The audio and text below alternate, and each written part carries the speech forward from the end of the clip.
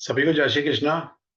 जय श्री जय कृष्ण श्री साहब। कृष्णा सर। जय श्री कृष्णा जी, जय श्री जय कृष्णा। श्री श्री कृष्णा, कृष्ण सर। जय श्री जय श्री कृष्णा।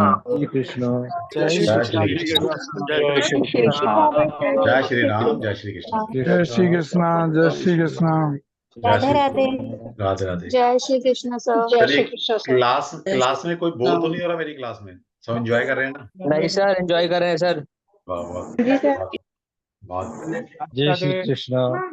जय श्री कृष्णा। बहुत मजा आ रहा है सर। नया कुछ मजा आ रहा है ना? बस ठीक है। देखिए, नया जिंदगी सीखने में को ना मिल रहा मजे तो चाहिए, और क्या चाहिए? प्रभु का नाम और मजे आते रहें जिंदगी में, और क्या चाहिए? ठीक है। कोई भी चीज लाइफ में जो बोर करती है ना, उसे करना नहीं चाहिए। लाइफ, आपको मजा आ रहा है क्लास में, ठीक है, अटेंड करो। चलिए, तो आप सभी का एक बार फिर से वेलकम है क्लास के अंदर। आप जो अपनी एक कीमती समय देकर क्लास अटेंड करते हैं, उसके लिए सल्यूट। और आज हमारा 4th डे है। अब वैसे हम बड़ा स्लो चल रहे हैं, है ना? 5 दिन का कोर्स था, लगता है एक या दो क्लास बढ़ानी पड़ेगी। कोई बात नहीं, बढ़ा देंगे। तो आज हमारा जो हम आप सभी को करा रहे हैं फ्री में, Lo Shu grid Chinese numerology system, आज उस क्लास का 4th डे है हमारा। तो आज कुछ नया सीखते हैं, ठीक है? चलिए।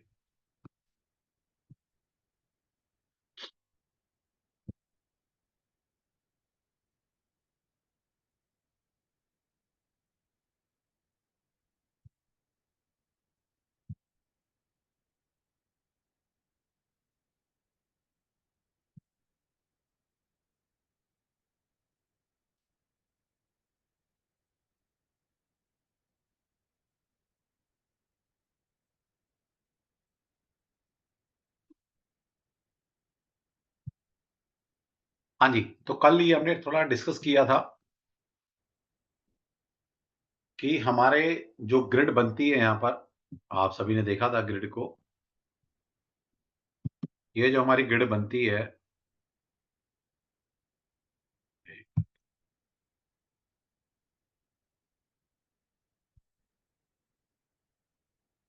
हम्म, ये जो ग्रिड बनी है हमारी, इस ग्रिड के अंदर हॉरिजॉन्टल, वर्टिकल, डायगोनल हमारे पास कुछ नंबर होते हैं। कुछ हमारी रोज पूरी होती हैं, कुछ बिल्कुल खाली होती हैं, कुछ आधी अधूरी होती हैं, आधी खाली आधी भरी हुई हैं। तो इस तरह की आपकी ग्रिड होती है। तो मैंने कल आपको बताया था कि जो ग्रिड आपकी, जिस ग्रिड में, जिस प्लेन में, जिस रो या कॉलम या डायगोनल में आपके पूरे नंबर होंगे, सारे सारे तीनों नंबर होंगे, उसको बोलते हैं एरो ऑफ स्ट्रेंथ। और जहां पर भी पूरी रो खाली खाली है, वो एरो वीकनेस है। तो कल हमने किया था, मैं फटाफट दोबारा से बता रहा हूँ। 258 जो नंबर है, डिटर्मिनेशन है, और अगर ये नहीं है तो फ्रस्ट्रेशन है। 456 इमोशनल बैलेंस को दिखाता है, और अगर 456 नहीं है तो सस्पिशियस इंसान हो, पर्सनैलिटी हो। ठीक है, तो ये कल हमने थोड़ा किया था, और कल की रिकॉर्डिंग मैंने नहीं डाली है। 492 अगर आपके पास है तो इंटेलेक्चुअल लेवल हाई है आपका, अगर नहीं है तो पुअर मेमोरी है आपकी। ठीक है। 816 प्रॉस्पेरिटी को दिखाता है ना? अगर नीचे वाली रो नहीं है तो लॉसेस, जिंदगी में लॉसेस ज्यादा होंगे। अब मैंने एक एक शब्द लिखा हुआ है यहाँ पर, इसको समझदारी के साथ एलॉबरेट कर लेना, है ना? 438 यानी कि पहली वर्टिकल रो क्या है? प्लानर की है। तो आप दी बेस्ट प्लानर हो। आपका जो प्लानिंग है जबरदस्त है।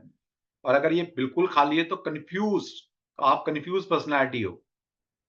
ठीक है। अब जब लाइफ में इंसान कंफ्यूज रहता है तो क्या होता है? डुअलिटी आती है, एंजाइटी आती है, डिप्रेशन आता है, ये सब चीजें आएंगी फिर। 951 मिडल वर्टिकल रो अगर आपकी कंप्लीट है तो विल पावर है आपके अंदर, है ना? तो विल पावर, इच्छा शक्ति, कुछ भी करने का जज्बा आप रखते हैं। और अगर ये नहीं है तो इंडिसीजन, मतलब डिसीजन मेकिंग आपकी बहुत पुअर है। लाइफ में जितने भी डिसीजन लेंगे तो कहीं ना कहीं वो पूरे नहीं होंगे, या वो गलत साबित होंगे आप। और जब विल पावर नहीं होती तो इंसान सारे काम आधे अधूरे छोड़ देता है ना? विल पावर नहीं है ना। फिर 276 action plane, yes. Third vertical row अगर आपकी कंप्लीट बनती है तो आपके पास वो एक्शन लेने की ताकत है। किसी भी चीज की एग्जीक्यूशन आपकी बहुत स्ट्रांग है। ओके। और अगर वो नहीं है, कंप्लीटली मिसिंग है, तो एपैथी, उदासीनता आपके जीवन में घर की हुई। अनिल कुमार जी, आपने हैंड रेस किया हुआ, सब ठीक है भाई मेरे? पूछ लेता हूँ, क्योंकि मैं बीच में क्वेश्चन नहीं लेता। लेकिन आपने हैंड रेज़ किया है, 250 लोगों में आपने ही किया है, तो कुछ तकलीफ होगी, एक बार पूछ लेते हैं। हाँ, अनिल भाई, क्या हुआ बताइए? नमस्कार सर जी। सब खैरियत? हाँ सर मैं ये कह रहा था सर, इसमें जो 816 में प्रॉस्पेरिटी दिखा रहा है, ये हाँ। मेरे पास है सर, हाँ, और होते हुए मेरे पास लॉसेस बहुत हो रहे हैं सर। कोई इसके बात नहीं, पीछे कुछ देखेंगे। अभी अभी इतना पढ़ तो लो मेरे भाई, आगे देखेंगे। और कौन से नंबर है, कौन से नंबर नहीं है आपके पास, वो बात की बात है। ठीक है? 2 3 4 मिसिंग है सर मेरे पास। हाँ, तो कोई बात नहीं, आगे देखेंगे। ठीक है? मुझे चलिए लगा पता चलिए। नहीं क्या हो गया। बीच में क्वेश्चन नहीं लेता मैं, ठीक है? क्योंकि क्या है, एक अच्छी रिकॉर्डिंग हो जाती है और कुछ बात डिस्टर्बेंस आती है। चलिए, तो यहाँ तक समझ में आ गया आप सभी को? ठीक है? तो अब ये कह रहे हैं कि इनके पास 816 कंप्लीट है, लेकिन इनके पास फिर भी लॉसेस होते हैं। ठीक है, कोई बात नहीं। तो बाकी चीज़ें भी तो काउंट करती हैं, है ना? तो मान लीजिए इनके पास अगर प्लानिंग वाला बिल्कुल खाली है, तो कोई ना कोई ऐसा एक प्लेन खाली होगा, जिसकी वजह से ये प्रॉस्पेरिटी 816 बनते हुए भी, है ना, किसी काम नहीं आ रही। ऐसा हो सकता है। ठीक? चलिए,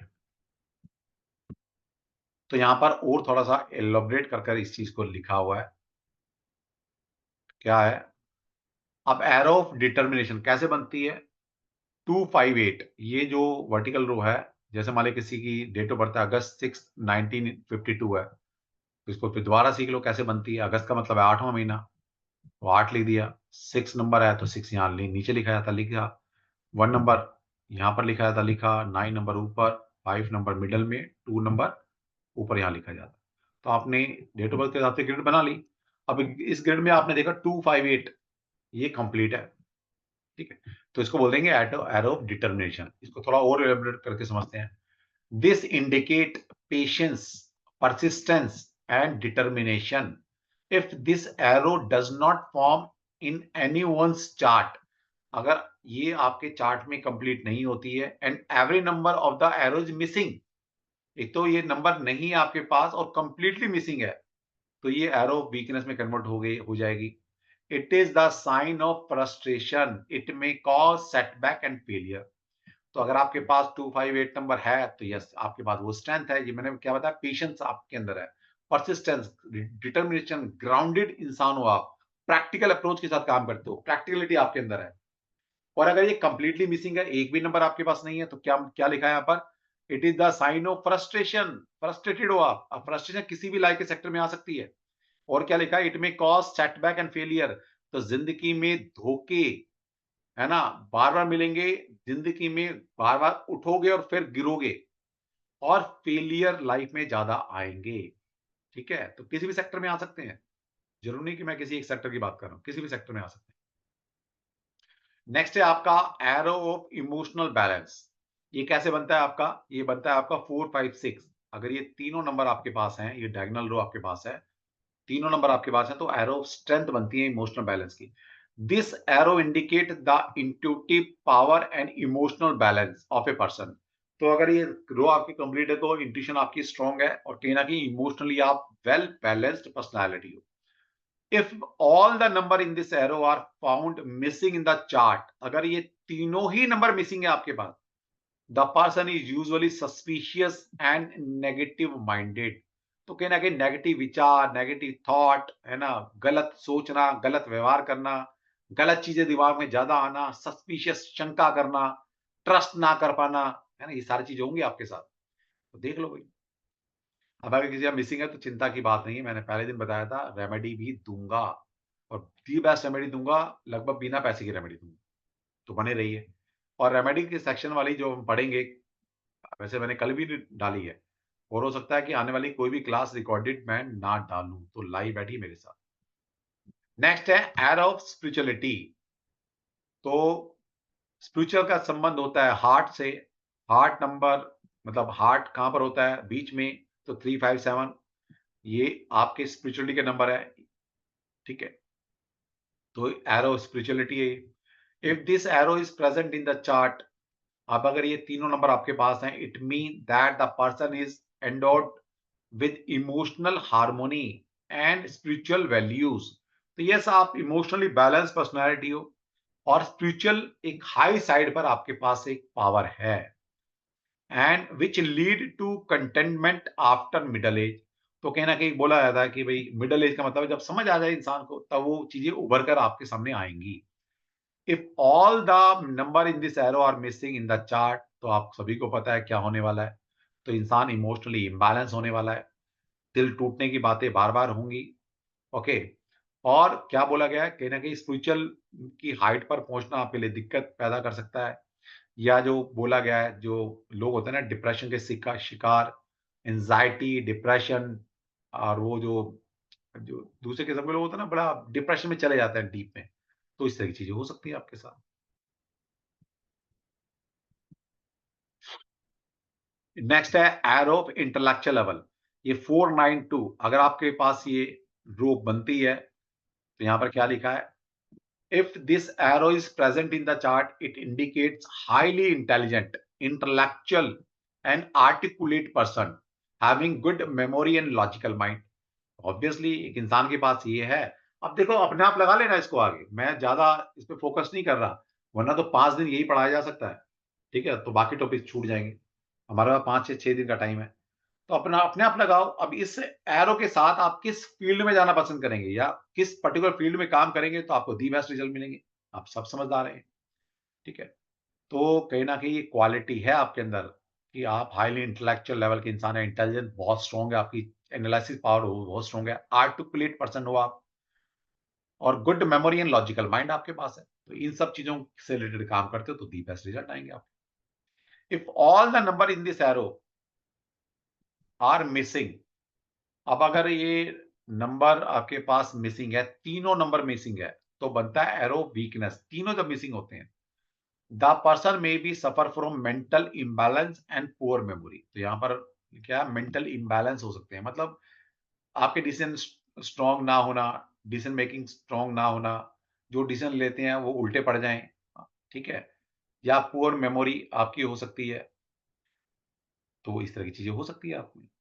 ठीक है। तो एनालिसिस पावर वीक हो जाना आपका, इंटेलिजेंस का थोड़ा कम हो जाना। तो जब ये कम होता है तो इंसान जो भी डिसीजन लेता है तो गलत जाते हैं फिर इंसान के, ये मतलब है। नेक्स्ट है arrows prosperity 816। The presence of this arrow indicate great material success, excellence in business and commerce, commercial ventures. तो कहीं ना कहीं ये धरातल पे कमर्शियल वेंचर के लिए, बिजनेस के लिए, और कहीं ना कहीं मटेरियलिस्टिक लाइफ जीने के लिए ये होना बहुत जरूरी है। अगर ये है आपके पास तो यस डेफिनेटली वो सारी चीजें आपके पास हो सकती हैं। अब अगर तीनों चीजें मिसिंग है आपके पास, absence of all the number in this arrow indicate constant failure and losses in financial venture.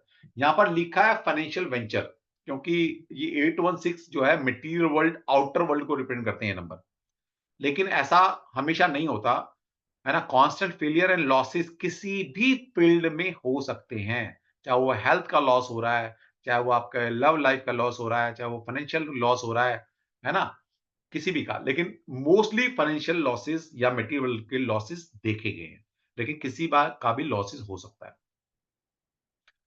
Next है आपका arrow planning, first vertical row column.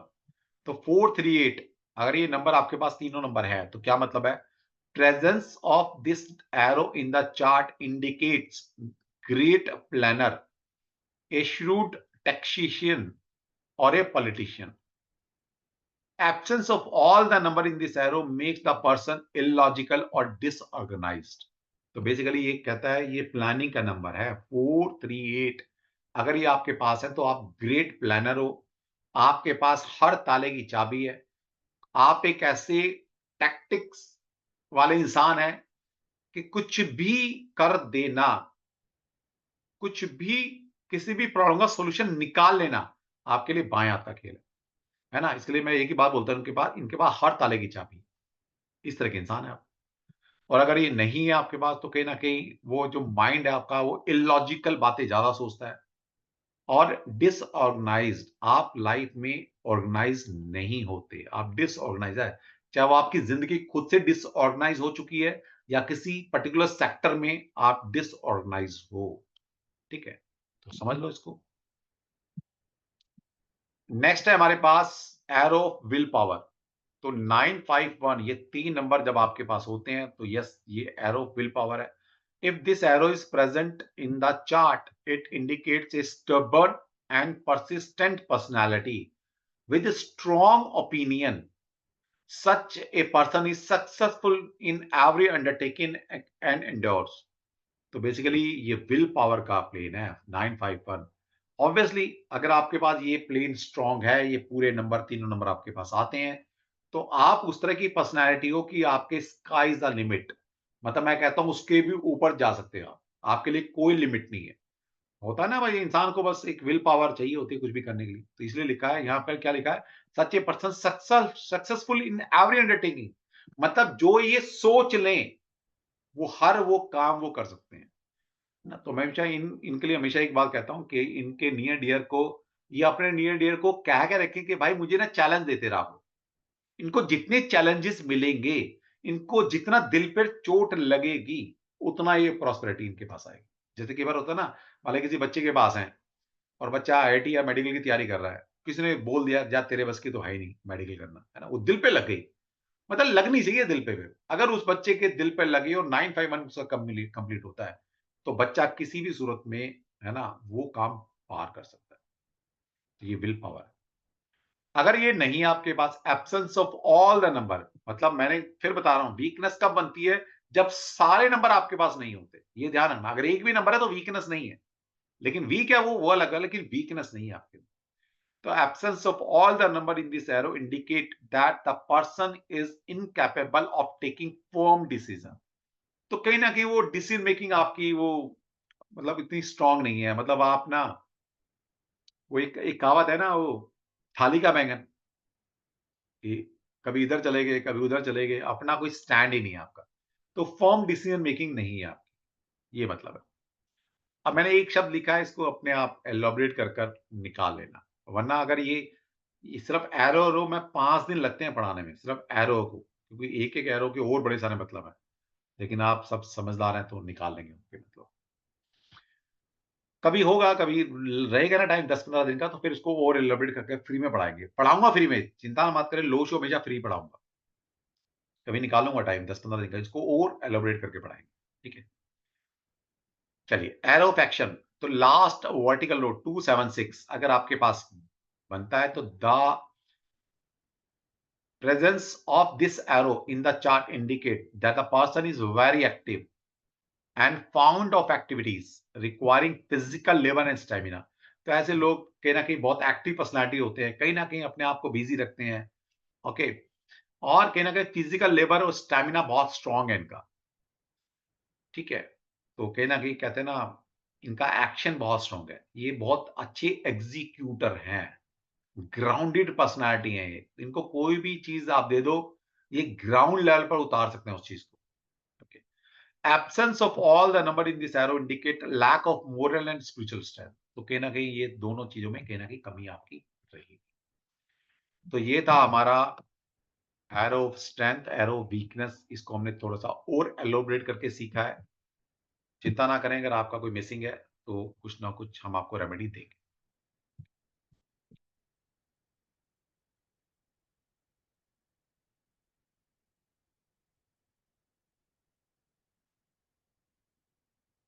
Next है हमारा द स्मॉल एरो। अभी हमने सीखी थी वो बड़ी एरो थी, अब 4 स्मॉल एरो बनती हैं। The small arrow of strength and weakness. अभी हमने पूरा ग्रिड लिया था, लेकिन अब ले रहे हैं हर ग्रिड का मिडल नंबर। 1 3, एक कॉम्बिनेशन हो गया, एक ग्रिड बन गई 1 एंड 3, 3 एंड 9, 9 एंड 7 और 7 1। ये 4 स्मॉल एरो बनती हैं। फिर ये देख लीजिए 1 3 9 7, ये मिडल में नंबर होते हैं, उन मिडल में नंबर के कॉम्बिनेशन से ये स्मॉल एरो बनती हैं। अभी ऐसे नहीं बनेगी 3 एंड 7 बन जाए, 1 एंड 9 बन जाए, ऐसा नहीं बनेगी। ऐसा नहीं बनाना आपने, इसी तरह बनाना जिस तरह लिखा हुआ है, 1 3 3 9 9 7 7 1। ये 4 एरो बनेंगे। There are 4 small arrow also which are created by joining the 4 middle square। These are the small arrow formed by the number 1 and 3, 3 9 9 7 and 7 1। अब इनके क्या मीनिंग्स हैं? अब मैंने ये भी मैंने बताया ना, ये भी 2-3 लेक्चर लगेंगे इसको पढ़ाने में, लेकिन मैंने थोड़ा शॉर्ट में बता दिया। आप समझदार हैं, देख लेना। 1 मिनट रुकिए।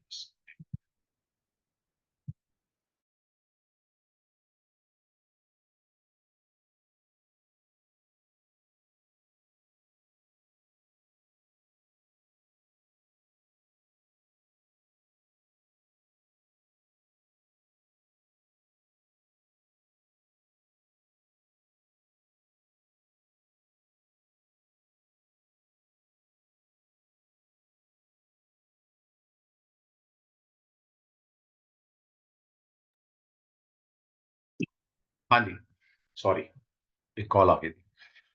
चलिए, अब पहला कॉम्बिनेशन स्मॉल एरो क्या है? 1 and 3। ये देखिए 1 and 3 है ना हमारे पास, ये 1 and 3।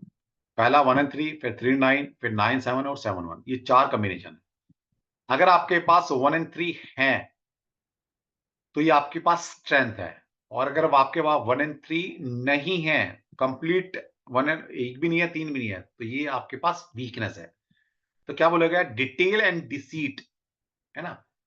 तो कहीं ना कहीं अगर ये है तो ये स्ट्रेंथ है आपके पास। क्या मतलब है? हर चीज की डिटेलिंग में आप जाते हैं, है ना?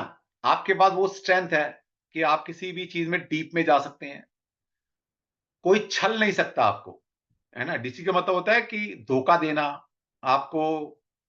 कहीं ना कहीं क्या बोलते हैं उसको, कि कोई ऐसी एक्टिविटी कर देना जो आपको समझ ना आए, आपके पीछे बैक बाइटिंग कर देना और आपको पागल बना देना, इस तरह की चीजें। तो अगर ये 1 and 3 आपके पास हैं, तो यस, हर चीज की डिटेलिंग में आप जाते हो।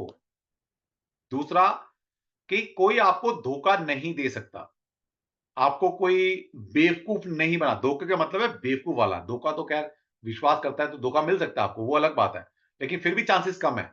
मतलब आपको कोई छल नहीं सकता, आपको कोई बेवकूफ नहीं बना सकता। आप खुद बन जाए तो बात अलग है, लेकिन आपको कोई बना नहीं सकता। लेकिन अगर आपके पास 1 and 3 नहीं है, तो बहुत बड़ी प्रॉब्लम। अब ये तो हमारे पास ब्लेसिंग है 90s वालों के पास, जिसका भी बर्थ 90s में हुआ है, तो ब्लेसिंग आप सभी के पास है कि हमारे पास 1 नंबर है। ठीक है? तो प्रोबेबिलिटी ये रहती है कि हम 1 and 3 सबके पास हो, है ना? 3 नंबर ही तो लाना है, मत तो है ही सबके पास। तो अगर 1 and 3 आपके पास नहीं है, तो डिटेलिंग, किसी भी चीज की डेप्थ में, डिटेल में आप नहीं जाते। इसका मतलब जब डिटेल में नहीं जाते तो परफेक्शन, आपके पास परफेक्शन नहीं आती। अब यहां पर थोड़ा सा एक और क्लू है कि इसके साथ साथ अगर 7 नंबर भी आपके पास नहीं है, तो मैं डेफिनेटली कह सकता हूं कि आप किसी भी लाइन ऑफ वर्क में परफेक्शन नहीं आ सकती। 1 and 3 भी एक खाली है और 7 नंबर भी नहीं है आपके पास। कभी-कभी ये देखने में आया है कि 1 and 3 नहीं होता आपके पास, लेकिन 7 नंबर मल्टीपल टाइम्स है आपके पास, तो वो 7 नंबर क्या परफेक्शन का नंबर है। तो फिर भी कहीं न कहीं वो परफेक्शन की कमी पूरी हो जाती है। लेकिन जो धोखा है, जो जो दुनिया आपको बेवकूफ बनाती है, वो बनाती रहेगी। ठीक है? हाँ, 7 नंबर आपके पास है, 2 तो आपके पास वो पावर तो है कि यस, आपके पास डिटेलिंग है, आप डीप में जा सकते हैं।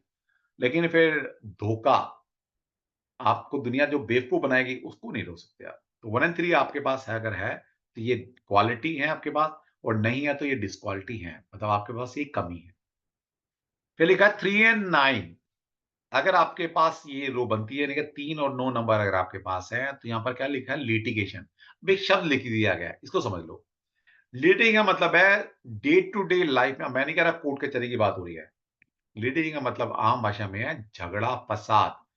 तो 3 and 9 अगर आपके पास हैं, तो जीवन में आपके पास कम से कम लिटिगेशन वाली जो है ना, झगड़े, फसाद, किसी भी चीज में ट्रैप हो जाना, फंस जाना, अननेसेसरी के पचड़े में पड़ जाना, है ना? ये सब चीजें आपकी जिंदगी में कम से कम होंगी, है ना? मनमुटाव, झगड़े, फसाद, है ना? किसी के साथ आर्गुमेंट हो जाना, और लिटिगेशन तो एक्सट्रीम है, एक्सट्रीम, कि भाई कानूनी तुम्हारे पर कुछ एक वो आ गया। लिटिगेशन इज कानूनी प्रक्रिया, है ना? तो मतलब डे टू डे लाइफ में होता है, भाई हम कहीं सड़क पे जा रहे हैं, गाड़ी किसी की लग गई, तो झगड़े होने के चांसेस है ना। लेकिन 3 9 आपके पास तो झगड़ा नहीं होगा, आप संभाल लोगे। डे टू डे लाइफ में कुछ किसी ने गलती कर दी, कोई नुकसान हो गया तो झगड़ पड़ते हैं हम किसी के साथ, बॉस ने कुछ कह दिया तो बॉस के ऊपर चढ़ पड़ते हैं, है ना? तो डे टू लाइफ में ये जो चलती है हमारी स्ट्रगल झगड़े वाली, अगर 3 और 9 आपके पास है तो नहीं होगा, आप हैंडल कर लोगे। और 3 9 अगर आपके पास नहीं है, तो मैं कह रहा हूँ अगर पड़ोसी का भी झगड़ा होता ना, उसका इल्ज़ाम भी आपके ऊपर लगेगा। 3 एंड 9 अगर आपके पास नहीं है, तो फिर ये समझ लो आपकी आपकी दिन भी शुरू झगड़े से होता है, चाहे घर से हो रहा है, और एंड भी आपका झगड़े से होगा। और ज़िंदगी में परेशानियाँ, झगड़े, फसाद, इनमें ही फँसे रह जाओगे आप। पड़ोसी के साथ, बॉस के साथ, अपने स्पाउस के साथ, बच्चों के साथ, राह चलते राहगीर के साथ, ये सब चीज़ें आपकी ज़िंदगी में ज़्यादा बढ़ जाएँगी, परेशानियाँ बढ़ जाएँगी आपकी। स्ट्राइस, टेंशन, है ना? ये सब चीज़ें बढ़ जाएँगी आपकी। ठीक है, समझ में आती है बात? फिर 7 और 9, 7 और 9 अगर आपके पास हैं, अब मैंने एक शब्द लिखा है यहाँ पर, इसके बहुत सारे मीनिंग हो सकते हैं। 7 और 9 का मतलब है peace of mind. Peace of mind का मतलब होता है अंदर से खुशी, अंदर से सैटिस्फैक्शन। अब बहुत सारे लोग आते हैं हमारे पास कंसल्टेशन में, जी क्या दुःख है? बोले सर यही तो दुःख है कि कोई कोई दुःख नहीं है। मतलब क्या है भाई, इंसान को दुःख क्या होता है? पैसे का, शरीर का, रिलेशनशिप का। बोला शादी होगी, हाँ, ठीक चल रही है, ठीक। पैसा है, सर बहुत पैसा है। बच्चे-वच्चे सब ठीक है। फिर क्या? सर मज़ा नहीं है ज़िंदगी में। समझ रहे हो? वो खुशी नहीं है ज़िंदगी में, वो सैटिस्फैक्शन नहीं है ज़िंदगी में। समझ रहे हो बात? अब ये खुशी, सैटिस्फैक्शन ये किसी पैसे से नहीं आता, ये आता है नंबरों से। तो अगर आपके पास 7 और 9 है तो येस वो अंदर से ना वो शांति है आपके पास। वो शांति जो पैसे से ना तो आ सकती है, ना खरीदी जा सकती। वो सैटिस्फैक्शन है आपकी ज़िंदगी में। वो ठहराव है आपके पास, जिसके लिए एक इंसान भागता रहता, ज़िंदगी भर भागता नहीं मिलता उसको। ठीक है? वो पीस मतलब एक शब्द लिख दिया पीस ऑफ माइंड। समझ रहे हो इस बात का मतलब क्या है? तो वो ठहराव आप में है, वो सैटिस्फैक्शन आप में है, वो जितना मिला उसमें कैसे खुश रहना, वो आपके अंदर है। ये ऐसे लोग हैं 7 और 9 आपके पास है, तो कुछ ना होते हुए भी ये खुश हैं। और अगर आपके पास 7 और 9 नहीं है, तो सब कुछ होते हुए भी आप तब भी खुश नहीं हो। सब कुछ होगा आपके पास लेकिन खुशी नहीं होगी। वो सैटिस्फैक्शन नहीं होगा, वो ठहराव नहीं आएगा, ये मतलब है। नेक्स्ट है 1 एंड 7। 1 एंड 7 क्या है? 1 एंड 7 है डीप में जाने का। डीप किसी भी चीज़ स्पिरिचुअलिज़्म में जाना है, डीप में, रिसर्च करनी है डीप में। कोई कोई मतलब आप भगवान को ज पाना चाहते हो, एनलाइटेंड होना चाहते हो। किसी भी चीज़ में डीप में जाना है, समझ लो आप। एक एक्स्ट्रा ऑर्डिनरी पर्सनैलिटी बनना है, एक्स्ट्रा ऑर्डिनरी, बिल्कुल यूनिक। तो 1 एंड 7 है तो बन पाओगे, नहीं है तो नहीं बन पाओगे, जितनी मर्ज़ी कोशिश कर लें। इसलिए मैं इसको बोलता हूँ साइंस का नंबर, साइंस। तो 1 एंड 7 आपके पास है तो साइंस के नंबर है आपके पास। साइंस का मतलब ये नहीं कि आपने साइंस ही पढ़नी है, मतलब आपके पास साइंटिफिक माइंड है आपके पास, साइंटिफिक अप्रोच है आपके पास, ठीक है? रिसर्च ओरिएंटेड पर्सनैलिटी हो आप। अब रिसर्च में चाहे भगवान को पाना है या कोई रिसर्च करके कोई देश के लिए कोई रिसर्च करनी है, दोनों में दी बेस्ट कर सकते हो आप, ठीक है? ये बात मतलब हिडन ट्रूथ जो खोज के लाना कोई चीज़, जो दबी पड़ी है अंदर, उनको खोज के लाना है, निकालना है, 1 एंड 7 वाले दी बेस्ट निकाल पाएँगे, ठीक है जी? तो ये थी हमारी स्मॉल एरो। अब आता है रेमेडियल सेक्शन, स्टार्ट हो जाता है हमारा। खुश हो जाइए, स्माइलिंग फेस होना चाहिए अब। Remedies of missing number. अब आप में से बहुत सारे लोग ऐसे हो सकते हैं कि सर मेरी तो ये रो खा ली, सर मेरी तो वो रो खा ली। ऐसा हो सकता है ना? कितने लोग ऐसे हैं जिनकी रो कुछ रो बिल्कुल ही खाली हैं? कितने लोग ऐसे हैं? हैंड रेज़ कर लो। सिस्टम। मेरे भाई सिस्टम में किया करो।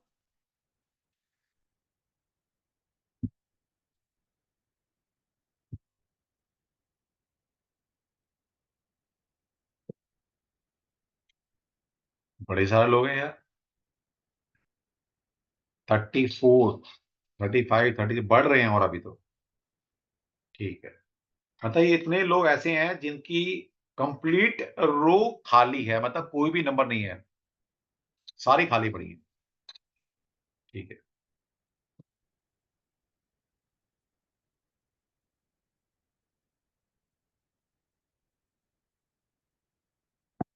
चलो जी, 35-36 लोग हैं ऐसे, तो चिंता की कोई बात नहीं है, कहने का मतलब चिंता की कोई बात नहीं। अब यहाँ से पहले सब्जेक्ट को लॉजिकली समझ लो। अभी और कोई हैंड रेज ना करे, सिंपल, अभी अभी ना करे, बस क्वेश्चन था मैंने पूछ लिया, तो डरने की जरूरत नहीं है, क्योंकि हम डर का इलाज करते हैं, डराते नहीं है। ठीक है, एक इकलौता प्लेटफॉर्म है ये ऐसा जो डर का इलाज करता है, डराता नहीं है। क्यों? क्योंकि हम कृष्णा जी को फॉलो करते हैं। कृष्णा जी ने बोला यार मेहनत करो, ईमानदार से काम करो, सब चीजें ठीक हो जाएंगी, डरना क्या है? मजा आता है, मतलब कृष्णा को गुरु बना लो यार, कहाँ तुम इधर उधर के गुरु में चक्कर में घूमते रहते हो। कृष्णा को पकड़ लो, जो इकलौता 5 लोगों से पूरी महाभारत जितवा सकता है, सोचो, है ना, सारी शक्तियां एक तरफ, 5 पांडव एक तरफ, तो आप और हम हैं क्या, हमें भी जितवा देगा, पकड़ लो उसको बस। चलिए, यहां पर क्या लिखा है, remedies of missing number in Chinese. अब ये जो भी मैं बता रहा हूँ, ये चाइनीज सिस्टम की बात बता रहा हूँ, मेरा अपना कुछ नहीं है भाई, इसमें मैंने कोई रिसर्च विसर्च अपनी नहीं डाल रखी इसमें, जो है एज इट इज बता रहा हूं मैं आपको। In Chinese numerology, it is believed that missing number can be cured and correct. तो चाइनीज सिस्टम भी ये मानता है कि भाई कोई नंबर आपके पास नहीं है, तो हम उसकी रेमेडी करेंगे, तो उसको क्योर कर सकते हैं, उसको करेक्ट कर सकते हैं, अपने जीवन में उसकी चीजों को ला सकते हैं। It can be done by several method, बड़े सारे मेथड हैं चाइनीज सिस्टम में, उसके लिए चाइना जाना पड़ेगा, है ना, वो सारे चाइनीज सिस्टम है वो पढ़ने पड़ेंगे आपको। अगर किसी दूसरे मेथड से उनकी कमी को पूरा करना चाहते हो, है ना? बहुत सारे मेथड, जैसे हमारे यहाँ बड़े सारे मेथड हैं।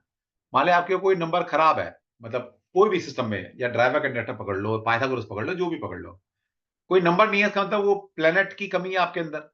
अब वो प्लेनेट की कमी है, तो मैं बहुत सारे तरीके से हमारे पास, हम यंत्र मंत्र, दान स्नान, औषधि, वास्तु, है ना, या और कोई सिस्टम है, हीलिंग सिस्टम है, किसी किसी भी तरीके से मैं प्लेनेट को ठीक कर सकता हूँ। हमारे पास ये इतने सारे सिस्टम है। तो इसी तरह से चाइना में भी बड़े सारे सिस्टम है इन नंबर्स को क्योर करने के। One popular method is to surround with the object made of the element that belong to that particular number. अभी ये जो एज इट इज मैंने सेंटेंस उठाया है, पूरा चाइनीज सिस्टम से उठाया है, मैंने कोई भी इसमें मैनिपुलेशन कैलकुलेशन नहीं की है अपनी। समझ रहे हो बात को? तो यहां पर वो कहना क्या चाह रहा है कि भाई चाइना के अंदर एक पॉपुलर सिस्टम है, one of the most popular system है, कि किसी भी नंबर को अगर क्योर करना है, ठीक करना है, उसको लाना है अपनी जिंदगी में, तो क्या करेंगे, उस नंबर से रिलेटेड जो एलिमेंट है, उस एलिमेंट की रेमेडी कर लेंगे। इसका मतलब यहां पर वो क्या कहना चाह रहा है कि भाई ये जो नंबर है, ये प्लेनेट नहीं है, ये एलिमेंट है। मुझे समझ नहीं आता भाई ये किसने शुरुआत करी, भाई चाइना वाले सारे मिलकर, और मैं खुद पर्सनली उस पहले इंसान को ढूंढ रहा हूं जिसने लो शुरू में पहली बार ये डाला कॉन्सेप्ट कि भाई ये जो लोशु के अंदर नंबर है, ये प्लेनेट है। मैं भी ढूंढ रहा हूं और चाइना वाले तो ढूंढ रहे हैं उस इंसान को। तुम्हें मिल जाए तो बता देना भाई, मुझे ये नहीं मिल पा रहा शुरुआत किसने की, किसका एक खुराफाती दिमाग था। पर भाई बहुत सारे नोट छापे इन लोगों ने, इनको भाई, मतलब मुझे ऐसा लगता है इनको नरक में भी जगह नहीं मिलने वाली, नरक में भी निकाल देंगे भाई, तुमने इतने पाप कर लिए, इतने लोगों की बद्दुआएं तुम्हें लग पड़ी हैं, तुम्हारे लिए नरक में भी जगह नहीं है, ये पक्का है, और अभी भी किए जा रहे हैं। इनको समझ में आ गया है वैसे ये बात, क्योंकि अगर इनको समझ में ना आता तो भाई ये मुझे चैलेंज दे चुके होते पिछले 5 साल से। 5 साल बहुत होते हैं, ओपनली प्लेटफॉर्म पर कितनी बार, और ये तो मैं यूट्यूब के माध्यम से दे ही रहा हूं पर्सनली, क्योंकि जितने बड़े ब्रांड आप समझते हैं ना, इनसे कहीं ना कहीं कनेक्शन तो है ही है मेरा, मिलते रहते हैं। पहले तो मैं लाइटली पूछ लेता था 3-4 साल 5 साल पहले, कोरोना से पहले, जिनके बाद तब भी जवाब नहीं होते थे। अब तो मैंने ओपनली चैलेंज दे रखा है, और मैंने किसी ना किसी के थ्रू, जो उनके होते हैं ना नियर डियर लोग, उनको ही बोल दिया यार प्लीज बता दो यार, पूछ लो भाई उससे, गुरुओं से। कोई जवाब नहीं है, कोई जवाब नहीं। सोचो, अब क्योंकि वो इतना पढ़ा चुके हैं, इतने करोड़ों रुपए इकट्ठा कर चुके हैं, अब बेचारे पीछे कैसे हटे। पीछे हटते हैं तो सब घर पहुंच जाएगा ना पैसे मांगने। वैसे तो जा रहे हैं। अब लोगों ने अपने पैसे रिफंड मांगने शुरू कर दिए वहां से कि तुमने पढ़ाया क्या है भाई, पैसे वापसी करो। मतलब सोचो, मेरे ऐसे ऐसे इंसानों के फोन आते हैं, बेचारे कैसे कैसे गरीब इंसान को इन्होंने ट्रैप किया है। इनको तभी कहता हूँ नरक में जगह नहीं मिलेगी। मतलब ऐसे ऐसे लोग जिनके लिए ₹1 बहुत मायने रखता है, उन्होंने 10-10 हज़ार, 15-15 हज़ार, 35-35 हज़ार उनको कैसे अरेंज करके दिए होंगे सोचो। रोते हैं मेरे सामने लोग। और मेरे इतने सारे वीडियो जा चुके हैं यूट्यूब पर, तो डेली 5-10 फ़ोन आते ही आते हैं। मतलब रोते हुए आते हैं। एक लेडी का तो अभी कल हाँ, संडे का था, परसों परसों फ़ोन आया। रो रही थी। मैंने क्या होगा? मैंने कहा रोते फ़ोन करते ही रोना शुरू। मैं क्या हो गया? गलती हो गई हमसे कोई यार? बोल रही सर, मेरे साथ ऐसा-ऐसा हुआ। मेरा छोटा बच्चा था, है ना? कुछ 1-2 महीने का बता रही थी। सर मेरे पास पैसे नहीं थे। मैंने कैसे-कैसे सिलाई करती थी मैं। मैंने 30-30, 40-40 रुपए मैंने अरेंज कर पैसा इकट्ठा किया था। 15-20 हज़ार रुपए, पता नहीं कितने का कोर्स किया था उसने। कुछ पैसे उधार माँगे उसने और बोली सर मैंने कोर्स किया। अपने बच्चों को छोड़ के मैंने कोर्स किया। रो रही थी, सोचो। तो फिर दुःख आता है। और इन सब लोगों को पता है ये गलत पढ़ा रहे हैं, सबको पता है। नहीं पता तो मैंने बता दिया। अब तो छोड़ दो यार, अब तो पीछा छोड़ दो इसका। लेकिन नहीं, क्योंकि इतना पढ़ा चुके, पीछे कैसे हटें? तो ये मतलब है, दुःख आता है यार, और कोई बात नहीं, दुःख आता है। बंदा, देखिए आप लोग इतना इंटरेक्शन नहीं करते, लेकिन एक इंसान जब पैसे कमा के लाता है ना, किस-किस कंडीशन में पैसे जोड़ता है। एक हाउसवाइफ कैसे एक-एक रुपया बचाकर एक कोर्स करती है। कैसे-कैसे एक फीमेल जो हाउसवाइफ होती है, वो कितने डरते-डरते पैसे पति से माँगती है, वो अंदाज़ा नहीं है आप सभी को। आते हैं, रोते हुए फ़ोन आते हैं कि सर 2 बार पैसे माँग चुके हैं, अब तीसरी बार कैसे माँगे सर? कैसे हमें पता है हमने पैसे बर्बाद कर दिए। अब क्योंकि समाज में आपको पता है कि एक हाउसवाइफ जो है, वो बहुत इज़्ज़त नहीं मिलती है अभी भी समाज में, लेकिन देनी चाहिए। वो 24 घंटे काम करती है आपके घर। अगर वो कुछ पैसे खराब कर भी दिए उसने, तो यार क्या फ़र्क पड़ गया? सपोर्ट करो उसको, लाइफ पार्टनर है आपका, लेकिन नहीं समझते। ठीक है? तो भाई उससे निकलना है। अब आपने प्रचार करना है, फैलाना है, मतलब जो गलत चीज़ चले, गलत बोलना शुरू करो। मैं नहीं कह रहा मेरा अपना या पाइथागोरस का या एक अच्छे सिस्टम का, ठीक है? तो ये मतलब, तो यहाँ पर सिस्टम क्या कह रहा है? One popular method is to surround with the object made of element that belong to that particular number. यानी कि यहाँ पर जो नंबर है 1 तक, वो किसी ना किसी एलिमेंट का रूप है। अब ये पढ़ेंगे अभी। Usually only one and two of the empty spaces in a chart are cured। यहां पर ये कहना चाह रहा है कि हम नॉर्मली 1 या 2 नंबर जो मिसिंग है आपका, उसको ला सकते हैं। ऐसा नहीं है आपके पास 7 नंबर मिसिंग है तो बोलो सर सातों की रेमेडी एक टाइम करा दो, नहीं। वो कह रहा है कि एट ए टाइम 1 या 2 नंबर की रेमेडी अगर हम करते हैं, ईमानदार से करते हैं, जो बताऊंगा मैं आपको आगे क्लासेस में, तो ये नंबर आपकी जिंदगी में आ जाएंगे, कोई दिक्कत वाली बात नहीं। फॉर एक एग्जाम्पल लेना, suppose a person contain 1 and 6 in the chart. अब किसी का 1 and 6 नंबर है। अब यहां पर कंप्लीट करने के लिए क्या 8 नंबर चाहिए, और 8 नंबर क्या है? To complete the arrow prosperity, नीचे वाली रो है ना 816 की होती है ना, किसी का 1 and 6 नंबर है। अब अगर उसको 8 मिल जाए तो उसकी प्रॉस्पेरिटी वाली रो कंप्लीट हो जाएगी। To complete the arrow prosperity ही require 8 to be added. So if he surround himself with earth element in home or office, the arrow prosperity will be completed. Simple. भाई 816 से हमारी एक्शन जो plane है, वो prosperity है, वो आती है। अब आपके 1 and 6 है, 8 नंबर चाहिए।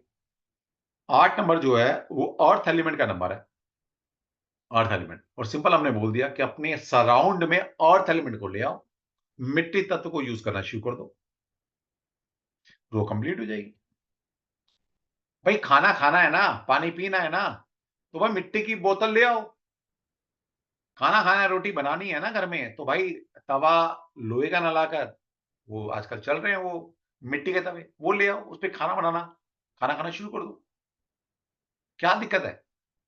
सुबह-सुबह अगर वॉक करते ही हैं तो भाई नंगे पैर अगर मिट्टी में 10-15 मिनट, आधा घंटा वॉक कर ली तो अर्थ एलिमेंट मिल गया ना आपको। क्या दिक्कत है?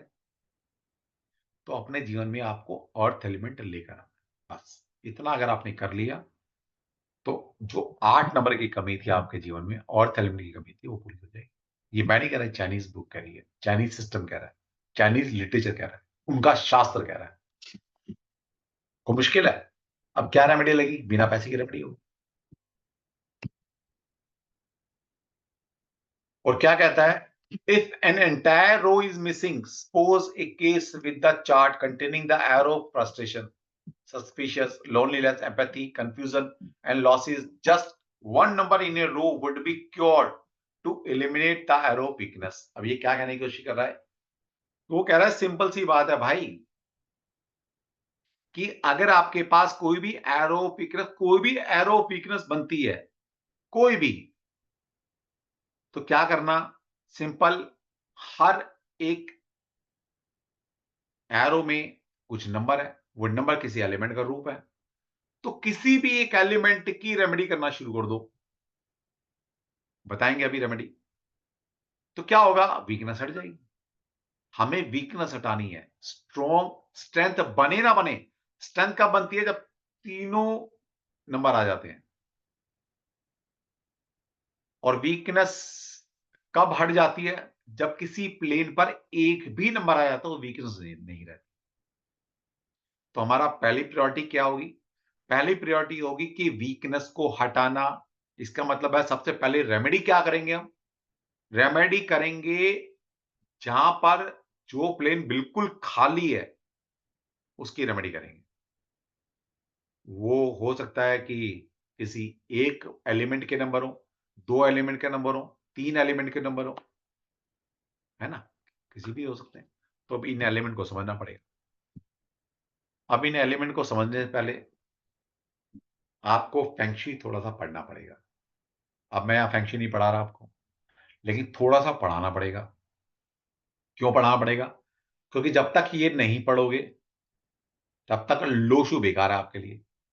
तो इसका मतलब यहां से मोटा मोटा समझ में आता है कि भाई ये लोशु हम पढ़ते हैं, चाइनीज सिस्टम वाला लोशु, इसकी पूरी की पूरी एप्लीकेशन फेंगशुई में लगती है। समझ में आती बात?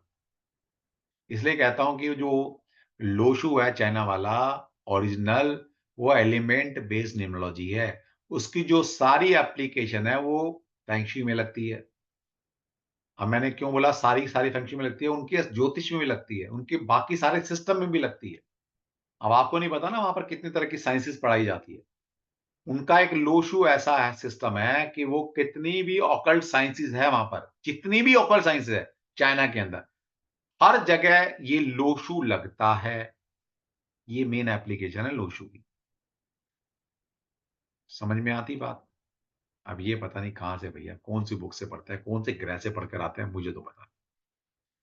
अच्छा, ये लोग सामने भी तो नहीं आते भाई। तुम्हारा कोई रिश्तेदार, कोई जो जानकार हो तो बता दो यार, मेरे से एक बार इंटरेक्शन कर लो भाई। ये आते भी नहीं सामने। पिछले 5 साल से बोल रखा है मैंने, ओपन चैलेंज दे रखा है, आते ही नहीं सामने। क्योंकि जिस दिन आ गए, अभी तो मैंने कुछ चीजें डिकोड नहीं की हैं, उन्हीं उन्हीं दिनों के लिए रखी हुई हैं। तो जिस दिन आ गए सामने कोई भी, और मैं कहता हूँ सारे आ जाओ, सारे एक तरफ बैठ जाओ, मैं अकेला एक तरफ बैठूंगा, अकेला। अभी तो कुछ चीजें मैंने छुपा के रखी है, अपने तरकश में तीर रखे हुए हैं। ऐसे ऐसे तीर मारूंगा लोशु के इनको, कि इनको कहीं पानी नहीं मिलने वाला। ठीक है? लेकिन मेरे को किसी का पर्सनली दुश्मनी नहीं है यार। दुश्मनी सिर्फ ये है कि गलत पढ़ाओगे तो नहीं पढ़ाने। सही पढ़ाओ, एलिमेंट बेस्ड पढ़ाओ, बिल्कुल पढ़ाओ। ठीक है जी? तो यहां पर है 5 एलिमेंट की थ्योरी। अब ये थोड़ा सा आपको समझना पड़ेगा, क्योंकि इसके बिना मैं रेमेडी नहीं करा सकता आपको। ये पढ़ना पड़ेगा आपको। अभी थोड़ा ही पढ़ाऊंगा, ज्यादा नहीं पढ़ाऊंगा भाई। फेंगशी, अगर पूरा फेंगशी कोर्स करना है तो हम कोर्स कराते रहते हैं, फेंगशी कर लेना। द 5 एलिमेंट, फेंगशी का मतलब 5 एलिमेंट इन चाइनीज न्यूमरोलॉजी और ऑब्लिक फेंगशी एक ही बात है भाई। ये सारी चाइनीज न्यूमरोलॉजी जो पढ़ते हैं फेंगशी में काम आती है सारी सारी। There are 5 element. तो क्या करा, चाइनीज न्यूमरोलॉजी के अंदर 5 एलिमेंट हैं, consisting of wood, fire, earth, metal और वाटर। ये 5 एलिमेंट हैं। Everything in the world belong to one of these 5 element. इस संसार में जितनी भी वस्तुएं हैं, प्रोडक्ट हैं, इवेंट हैं, इंसान हैं, सबके अंदर यही 5 एलिमेंट है। सबके अंदर, आपके घर के अंदर जितने भी सामान है, ये 5 एलिमेंट से गवर्न होते हैं। आपकी बॉडी लगा लो। अब ये 5 एलिमेंट, क्योंकि फेंगशी पढ़ा रहा हूं मैं आपको, तो यहां पर 2 एलिमेंट कुछ अलग नाम से प्रोनाउंस किए जा रहे हैं, वो भी आपको बताऊंगा कि जिन 5 एलिमेंट की हम बात करते हैं, वही 5 एलिमेंट की बात चाइना करता है।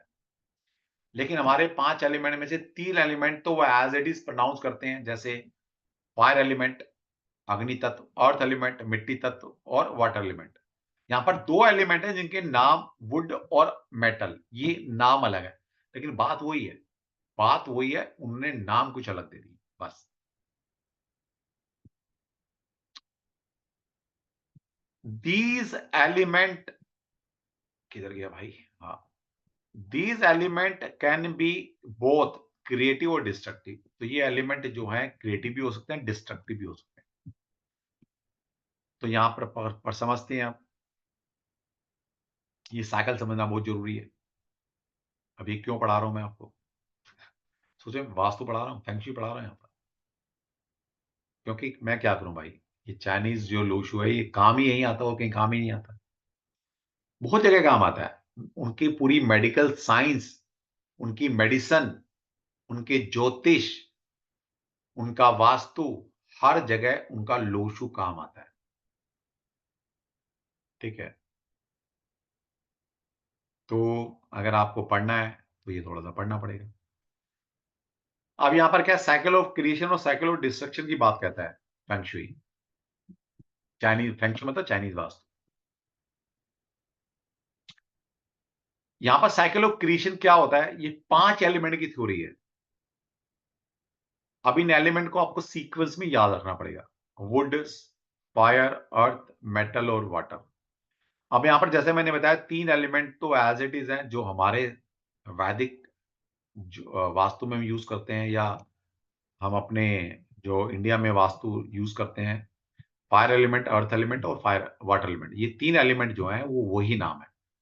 2 एलिमेंट के नाम अलग कर दिए ना, मतलब सेम है। जैसे जिसको ये वुड एलिमेंट बोलते हैं, उसको हम एयर एलिमेंट बोलते हैं। Would is air element.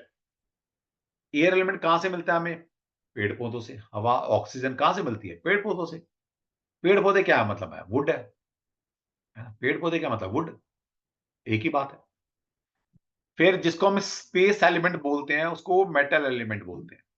Metal, जिसको हम स्पेस एलिमेंट बोलते हैं, जिसको हम ब्रह्म स्थान से रिप्रेजेंट करते हैं, है ना, स्पेस एलिमेंट सबसे इंपॉर्टेंट एलिमेंट है एज पर वैदिक वास्तु, उसको वो मेटल एलिमेंट बोलते हैं। मेटल का मतलब है, अब स्पेस का मतलब क्या है, स्पेस, जगह, खाली जगह।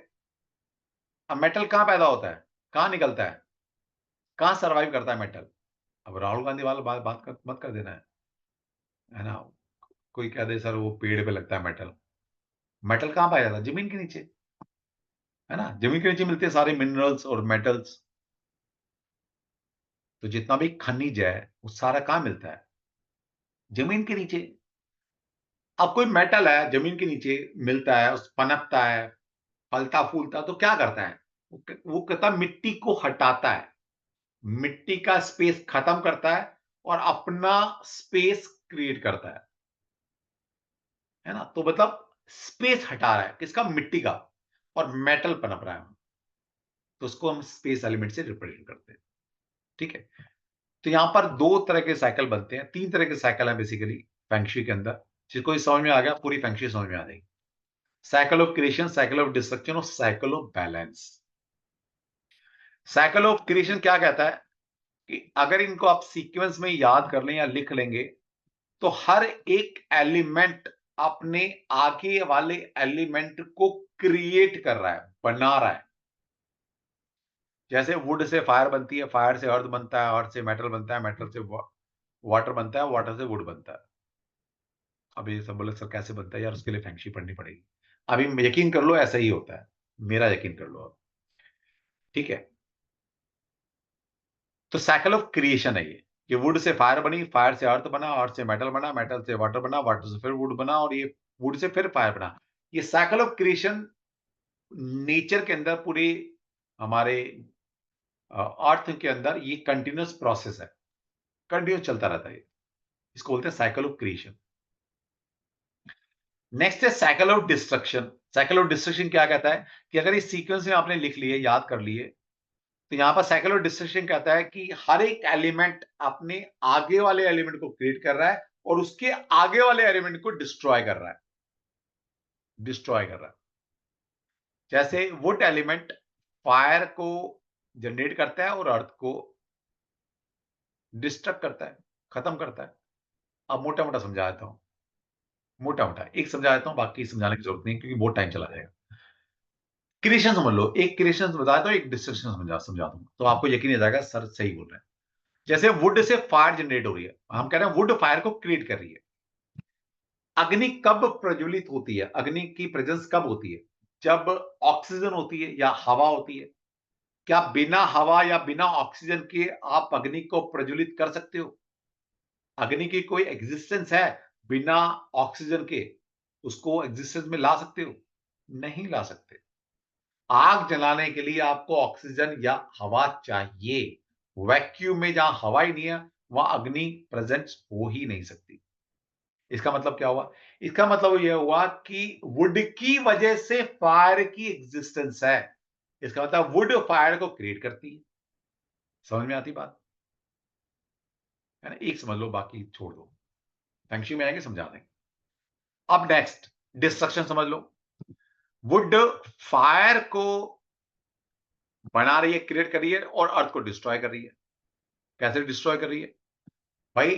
वुड का मतलब है पेड़, पेड़ पौधे। पेड़ पौधे कहां होते हैं? राहुल गांधी वाला बात मत कर देना यार, हवा में होते हैं जी, हवा में लटके होते हैं। आपको यार कांग्रेस का कोई चाहता हो, पार्टी को सपोर्ट करता हो तो बुरा नहीं मानना, मैं सिर्फ समझाने के लिए बोलता। मेरी कोई नीचता दिखाने की या कोई राहुल गांधी से कोई दुश्मनी नहीं है, समझाने के लिए। आपका एंटरटेनमेंट हो जाता है, आपके दिमाग में ना चीजें पक्की हो जाती हैं, क्योंकि मैंने साइकोलॉजी पढ़ रखी है। कुछ शब्द, कुछ स्टोरी के माध्यम से मैं आपके दिल दिमाग में कुछ चीजें डाल देता हूं, ताकि वो जिंदगी भर आपके दिमाग से नहीं निकलेगी। अब मैं क्या करूं, मैंने बहुत सारी चीजें पढ़ रखी हैं, मुझे पता आपके दिल जहन में क्या शब्द बोलकर, क्या स्टोरी बोलकर, किसी पर्सनालिटी का नाम लेकर वो चीज कैसे आपके दिमाग में डालनी, ये भगवान ने ब्लेसिंग दे रखी है। ठीक है?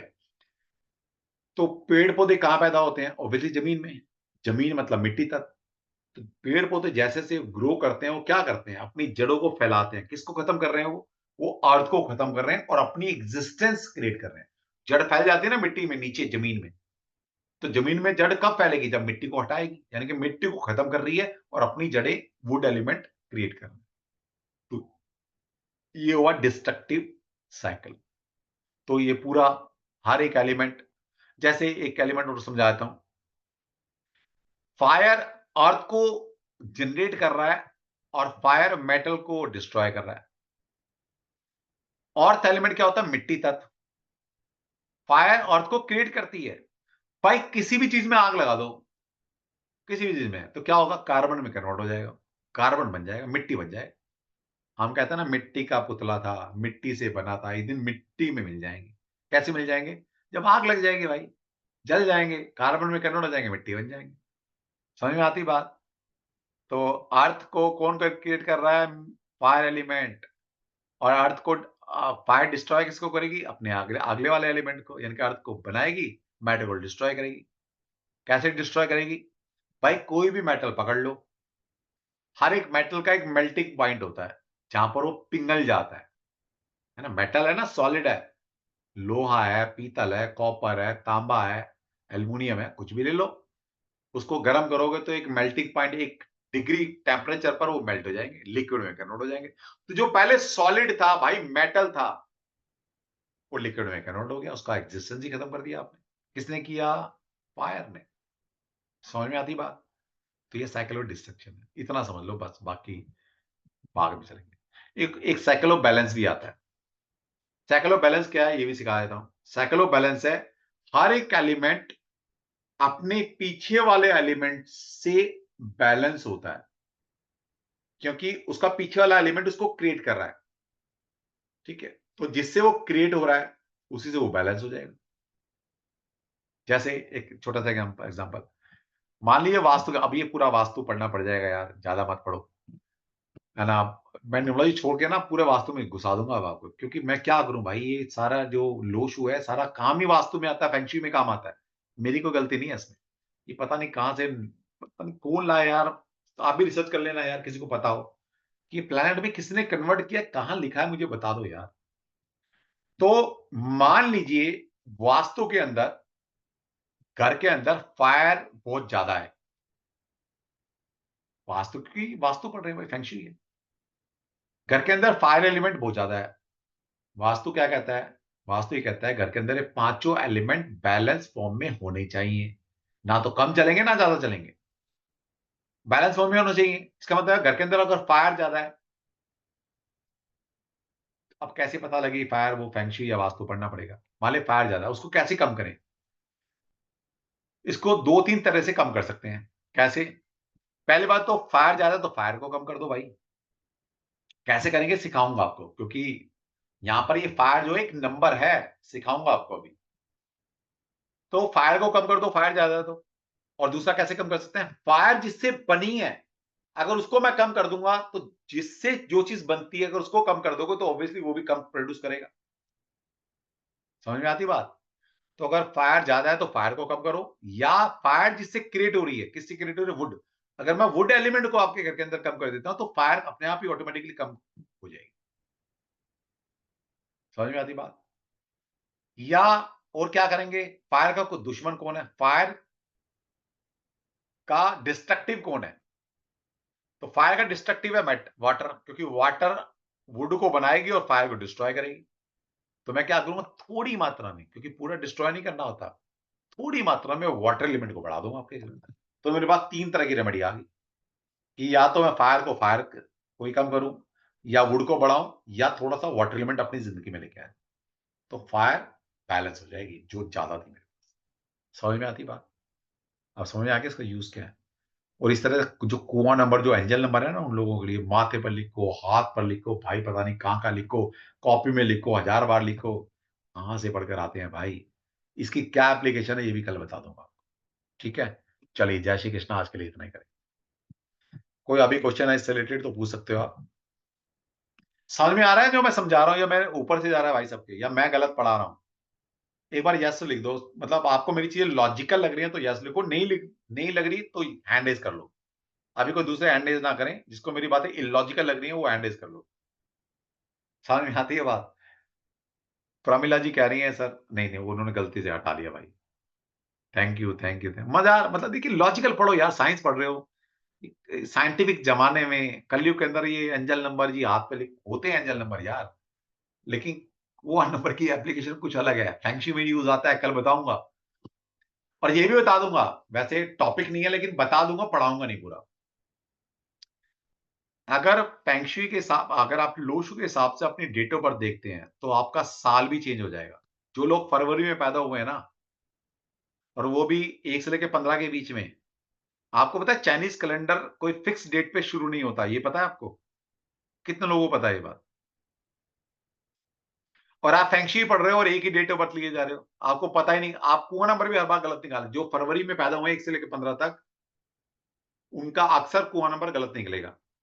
क्योंकि आप अगर मान के बैठे हैं कि मैं 76 में पैदा हुई थी, तो पता लग रहा है भाई चाइनीज कैलेंडर के हिसाब से आप तो 74 के बंदे हो।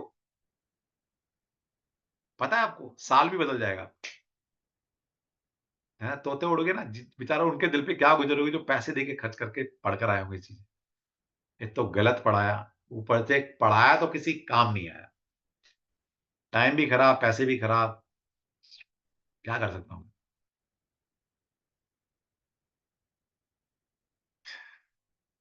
अब बेटा यही तो बात है ना, बहुत सारे लोग पूछे सर ये तो आपने आंखें खोल दी, तो पता ही नहीं हमें, ये तो उन्होंने बताया भी नहीं, किस मुंह से बताएंगे। और वो सबसे बड़ी गलती क्या कर रहे हैं, अब पता है उन्होंने क्या करना शुरू किया है मेरे को देखते हुए? उन्होंने ना अब एडवांस लेवल पे एलिमेंट भी डालने शुरू कर दिए। मैंने उनको फिर फंसा दिया, कल बताऊंगा मैंने कैसे फंसा रखा उनको। मजा आता है मुझे भी, क्या करूं, कृष्णा का फॉलोअर हूं ना। चलिए, हाँ बुलाओ। विशाल जी, विशाल राज गोपाल, देखा फिर गोपाल जी आ गए। कहीं ना कहीं कृष्णा पीछा छोड़ते नहीं मेरा। बताइए विशाल जी, अनम्यूट करो। अच्छा एक बात बताओ, कल अगर मैं आपको लिंक ना भेजूं तब भी सारे ज्वाइन कर लोगे क्या? मुझे स्टाफ को बोल के सबको मैसेज भेजने पड़ते हैं, इतने सारे ग्रुप में बेचारा स्टाफ भी परेशान हो जाता है। जब तुम्हें पता है same ID, same password, same link है, तो भाई अपने आप ज्वाइन कर लेना इस लिंक पर। कल फिर इसी लिंक पर क्लिक करना, अपने आप ज्वाइन कर जाओगे।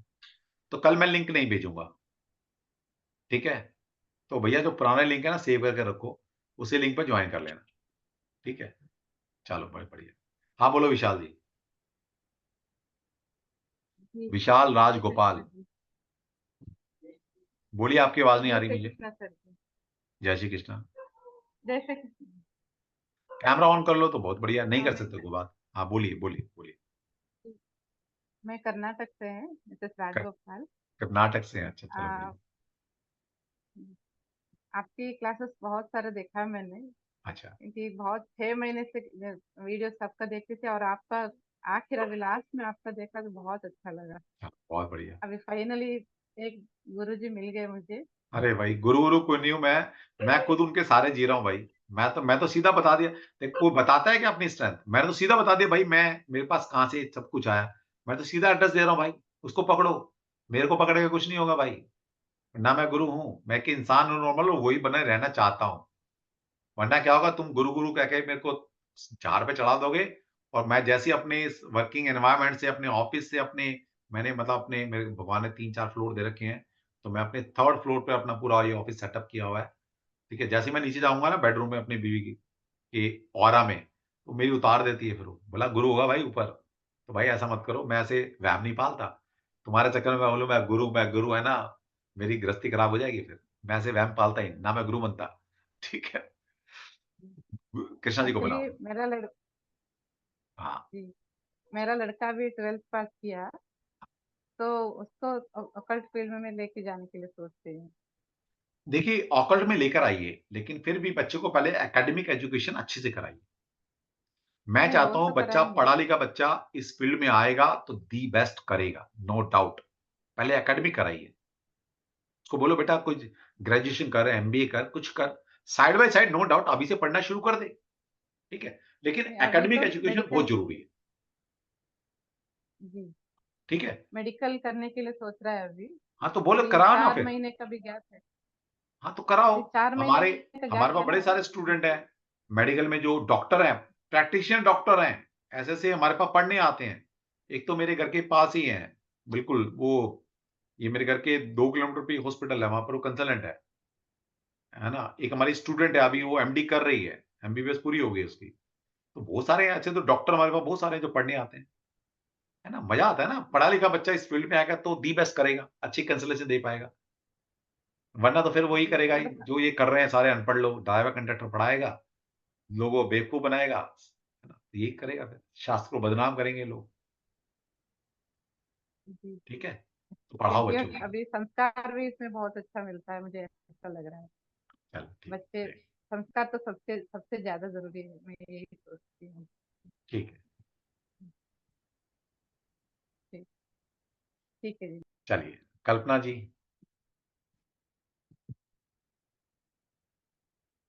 हेलो। हाँ जी बोलिए। हेलो हाँ बोलिए कल्पना जी। सर।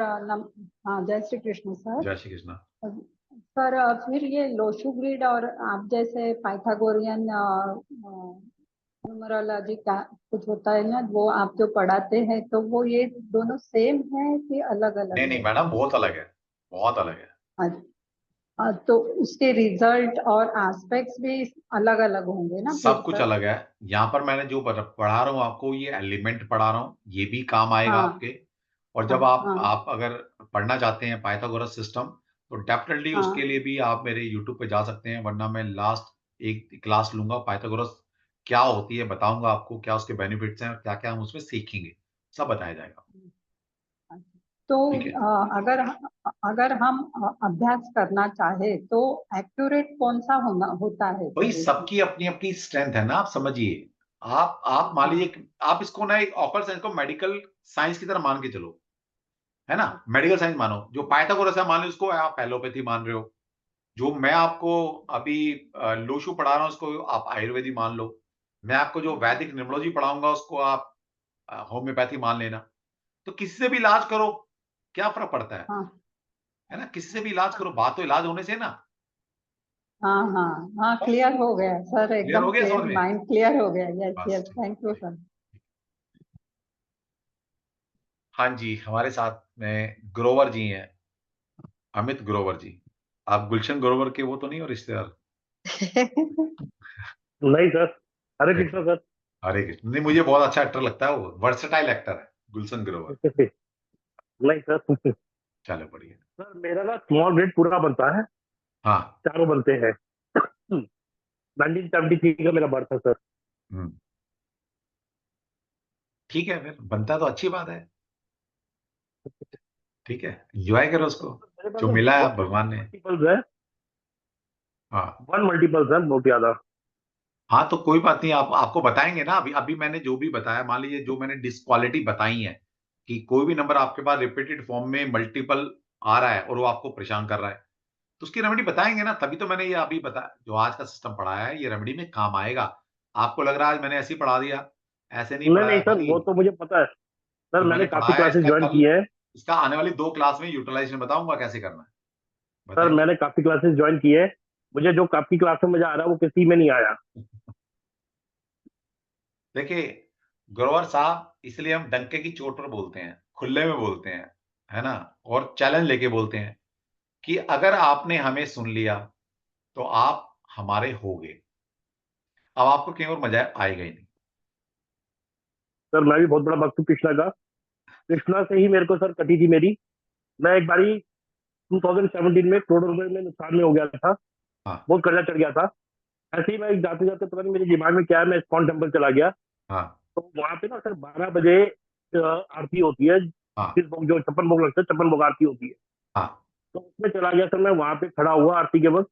तो मैंने कहा प्रभु या तो मुझे उठा ले या मेरी काट दे। सर ठीक उस है। दिन के बाद मेरी ऐसी कटी कि पीछे मुड़ के देखने का मौका नहीं मिला। चलो बहुत बढ़िया, बहुत ही बढ़िया। ये तो पक्का है, जिसने कृष्णा को दिल से मान लिया, पक्की बात है। मतलब मेरा भी खुद का एक्सपीरियंस ऐसा ही है कि जब जब जीवन में ऐसा लगा कि रास्ते बंद हो गए हैं, अब क्या, तब तब उसने रास्ता दिखाया है, बिल्कुल दिखाया है। और मेरा खैर इसमें मेरी दादी का सबसे बड़ा रोल है। अ, मेरी दादी ने, जो मैं आज स्पिरिचुअलिज्म में हूँ, वो मेरी दादी की देन है। बचपन से मुझे मंदिर जाना, भगवान में आस्था रखना, ये सब मेरी दादी ने सिखाया। दादी ने एक चीज सिखाई थी, वो आज तक याद है। जो बिलीफ सिस्टम सिखाया ना, कि ईश्वर में अटूट, बिल्कुल निस्वार्थ और मतलब ब्लाइंडली फेथ, ये मेरी दादी ने सिखाया। ये तो पक्का है कि कृष्णा में आपका ब्लाइंडली बिलीफ सिस्टम है ना, तो ये पक्का कृष्णा मरने नहीं देगा। बहुत तकलीफ सर देगा कभी कोई कभी, दुख भी नहीं आने देगा सर। कभी कभी नहीं, नहीं कभी सर। कभी जज करते हैं वो, कृष्णा जी ना जज करते हैं, आपको हाँ, बहुत तकलीफ देंगे। लेकिन जब आपको वो लगेगा तो ना सभी सारे करते रास्ते हैं। बंद हो गए, तब एक ऐसा दरवाजा खुलेगा जो आपने सोचा भी नहीं था, फिर आपको जीने की आज़ादी देगा।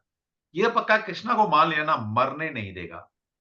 जितनी बड़ी बड़ी प्रॉब्लम आज जिंदगी में आ जाए, उसको निकलने का रास्ता कहाँ से रास्ता लाएगा, एक बार मान के तो देखो यार। मैं भी आज 52 साल की उम्र हो गई है ना, तो मैं कुछ बता रहा हूँ तो एक्सपीरियंस से बता रहा हूँ ना।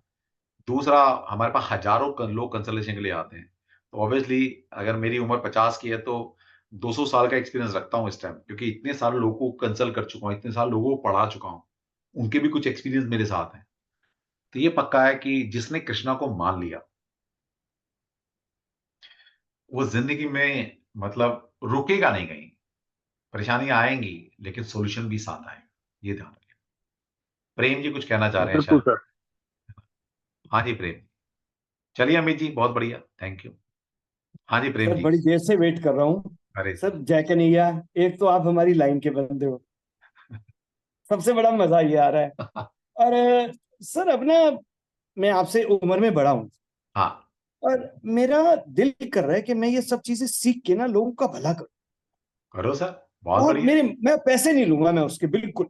I will not charge even a single penny. हाँ, मगर देखिए आपसे बात मैं करके आपसे हाँ। मैं एक बात बोलना चाहूंगा प्रेम जी। देखिए यस सर। प्रैक्टिकलिटी क्या कहती है कि चैरिटी भी पैसे से होती है। I agree sir, I agree. हमें चलिए ना मैं आपकी बात हमें समझ गया। हमें हमें केजरीवाल नहीं बनना। मैं समझ गया सर, वो तो लोगों का पैसा लुटा रहा है, वो कौन सा कोई अपना पैसा लुटा रहा समझ है। रहे बात को भाई? सर मेरे अगर हम सामने किसी को मेरे देंगे, हाँ, मेरे घर के सामने एक गवर्नमेंट एम्प्लॉय रहता है, मेरा दोस्त है, जी मतलब मेरी उम्र का ही जी है, हम साथ पढ़े हैं, साथ हमने बहुत क्रिकेट खेली है। मेरे क्रिकेट में वो बेस्ट बॉलर हुआ करता था, मेरा यस दोस्त है, सर, मतलब मेरे बिल्कुल घर के सामने। वो गवर्नमेंट जॉब है उसकी, ठीक है, वो क्लास 4th या 3rd एम्प्लॉय है, वो ज्यादा पढ़ा लिखा नहीं है, लेकिन गवर्नमेंट जॉब लग गई। उसकी जो तनख्वाह है, क्योंकि पुराना हो चुका, उसकी तनख्वाह शायद लाख सवा लाख के आसपास है। क्या सर वो अपना अच्छा बिजली का बिल नहीं दे सकता? सर दे सकता है। लेकिन वो बड़ा खुश बिल्कुल होता है कि मेरा बिजली का बिल नहीं आता। सर, मैं तो केजरीवाल के फेवर में हूं ही नहीं, नहीं, फ्री फंड के मैं केजरीवाल और उसकी बात नहीं कर रहा, मैं तो एक कंसेप्ट की बात कर रहा हूँ। सर मैं एक कॉन्सेप्ट और बता रहा हूँ सर। मैं काम के लिए मैं अपनी गाड़ी छोड़ के बस में जाना चाहता हूँ, हाँ, बस बस में ऑलरेडी इतनी औरतें होती हैं कि बंदे को जगह नहीं होती चढ़ने की। ठीक। जिस औरत को कोई काम नहीं है वो सुबह से उठ के बसों में घूम रही है, और जो बेचारा एक काम पे जाना चाहता है वो डब्बा लेके नीचे खड़ा है। अच्छा चलो और बताता हूँ। मेरी वाइफ ना गवर्नमेंट जॉब में टीचर है, जी ठीक है, तो टीचर या गवर्नमेंट जॉब वाले जो होते हैं ना, थोड़े से पैसे से रिलेटेड, वो फीमेल है तो थोड़ा सा और हाथ को बीच के रखती है पैसे मांगे ये ना। बिल्कुल ठीक, बिल्कुल समझ सही रहे कह बात रहे को? हैं क्योंकि वो थोड़ा बचाने वाली है, नो डाउट, नेचर है ना बचाने यस की। यस सर, अब वो जो टीचर की सैलरी है, मरी से मरी, जो अभी भी कोई टीचर लगता है तो उसकी भी 70,000 या 60+1,000 उसकी वो रहती है जी सैलरी। जी और जी जो पुरानी टीचर है वो लाख सवा लाख 1.5 लाख रुपए सैलरी है, क्योंकि मुझे इसलिए पता है कि बिल्कुल मेरी वाइफ खुद एक टीचर है, जी जी जी ठीक है। जी जी। अब बताओ, वो जो 1.5 लाख रुपए सैलरी ले रही है, वो टीचर भी सिर्फ इसलिए बस में जा रही है कि यार पैसे नहीं देने। क्योंकि फ्री नहीं सर, मैं आपसे वही तो अर्ज कर रहा हूँ, बट सर मैंने काफी डिग्निफाइड लेडीज देखी हैं, they wanted to buy the ticket, they said we don't want ticket, हाँ हमें फ्री में नहीं चाहिए, आप पैसे लीजिए हमारे हाँ से। सर मैं उस औरत के पास जाता हूँ और उनको हाथ जोड़ता हूँ। If I travel by bus, if I don't go हाँ। By my car, I don't take, like 2 बजे के बाद दिल नहीं करता, भीड़ इतनी होती है कि गाड़ी नहीं को सर, मत मैं भी निकालो। जाता हूँ कभी, मैं तो एक्सपीरियंस लेता हूँ, मैं गाड़ी में, बस में, मैं मतलब मैं कोशिश करता हूँ कि मैं ट्रैवलिंग, मुझे पसंद नहीं है ट्रैवलिंग, मैं गाड़ी बहुत कम हाँ यूज जी करता हूँ, तो मैं हाँ जी मेट्रो, बस, ऑटो, टैक्सी या ओला उबर सर, इनको बड़ा ज्यादा मजा प्रेफर आता करता है, 100 रुपए के बजाय 20 रुपए में काम हो जाता है सर। हूँ। बिल्कुल ठीक बात, ठीक बात। हाँ जी तो कहने का मतलब ये था कि आप काम कीजिए, लेकिन जो पैसे दे सकते हो उनसे पैसे लेना, उस पैसे को मैं इसी लेकर पॉइंट पे आ नीड रहा था लोगों में सर, खर्च करो। बिल्कुल मैं यही कह रहा था कि जो दे सकेगा मैं लूंगा, मगर जो बेचारा नहीं दे पाएगा। बट सर मैं अब ना मैं मूड कर रहा है आपके साथ जुड़ने अरे का, सच सर, में। देखिए क्या होता है कि कहीं ना कहीं हम सेम काइंड की पर्सनैलिटी है, सेम काइंड थॉट है, तभी हम यहाँ 300 350 लोग बैठे हैं ना, सर परिवार जय को कन्हैया, छोड़कर। मैं इस मामले में मैं तो सर कन्हैया जी का बहुत ही जबरदस्त भगत हूँ, मतलब हमारे को तो हमारे उनके बिना दिन नहीं निकलता सर। बस ठीक है, साथ बढ़िया में गणेश जी भी हैं, गणेश जी भी हैं और कन्हैया जी भी हैं, दोनों। मैंने उनके बिना काम नहीं होते हमारे कोई। बढ़िया बढ़िया, सर बहुत एक बार ही जीरो हो गया था जिंदगी में, हाँ, स्कूटर के लिए भी, मतलब आप ये समझ लीजिए सर बस के भी पैसे नहीं होते थे, सही बात मगर भगवान ने वापस 20 लाख की गाड़ी दे दी। अब इससे है। ज्यादा हम क्या बोलेंगे भगवान के सही बारे बात। में, आप ये मैंने ये देखिए ना बोला सर। ना कि कृष्णा जी मरने नहीं देते हैं, वो आपको जी जज कर रहे होते हैं। अगर आपका हाँ बिलीफ सिस्टम कृष्णा में है ना, सच्ची कह रहा हूं मैं, सच्ची कह रहा हूं, मतलब जैसे भाई साहब भी मेरे से बड़े हैं, उन्होंने भी लाइफ का एक्सपीरियंस किया है, मैंने भी किया है, अभी एक और जी सज्जन थे उन्होंने भी किया है। जी कृष्णा में अगर बिलीफ सिस्टम ले आया, तो ये पक्का है कि वो आपको जज करेंगे, सर, जज के देंगे, अलावा आप, सर है ना? मजा इतना आ रहा है, मैं एक उसके एक बाद जो एक देंगे चीज। ना आपको, हाँ आप कहेंगे यार ये तो मिरेकल हो गया, ये तो मैंने सोचा ही नहीं था जिंदगी में ऐसा भी हो सकता है। हाँ जी हाँ जी, नहीं जैसे नहीं इन्होंने सर, बोला ना, कन्हैया जी मैं भी ओ, अपना एक एक्सपीरियंस शेयर करता हूँ, प्रेम जी, मैं भी अपना यस एक्सपीरियंस शेयर सर, करता हूँ। जी जी क्या था, मैं सारी स्टोरी नहीं बताऊंगा, इतनी बताऊंगा कि मेरा एक बिजनेस था। वो बिजनेस एक अच्छे लेवल पर लाने के लिए मैंने जीरो से स्टार्ट किया था, और उस लेवल पर ले आया था कि जब कहता है ना इंसान 10 साल मेहनत की और अब बैठ के खाने के दिन आ गए। होता है ना बिजनेस में, सर, आप सीढ़ी चढ़ते हो और अब एक उस स्टेज पे पहुंच जाते हो कि बस आपको कुछ नहीं करना, अब आप एग्जैक्टली बैठकर खाओगे।